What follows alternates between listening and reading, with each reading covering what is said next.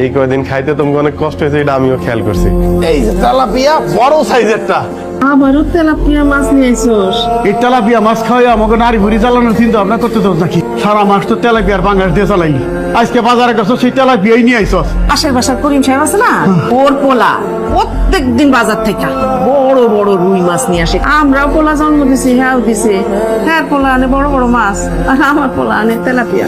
করিম সাহেবের পোলা অনেক বড় চাকরি করে, অনেক বড় বেতন পায়। তাছাড়া শুনছি তার 2 নম্বর ইনকাম আছে, কিন্তু তোমার পোলা তো এত বড় চাকরি করে না, এত বড় বেতনও পায় না মা। তোমার পোলা 2 নম্বর ইনকাম করে না মা, এই কারণে তোমার পোলা তুমি ধরে বড় বড় মাছ খাওয়াইতে পারেন। তো লেখাপড়া কি কম করাইছি? আসল কথা কস না, বড় চাকরি পাওয়ানোর তো কোনো মুরদি নাই। তুই তেলাপিয়া মাছ আনছ না, তোর তেলাপিয়া মাছ তুই খা, আমি আজকে ভাতই খামু না। আমি তোমাকে বলে আমার সাবান শ্যাম্পু লোশন এই বাসায় না আসা পর্যন্ত এই বাসায় আমি রান্না বান্না করবো।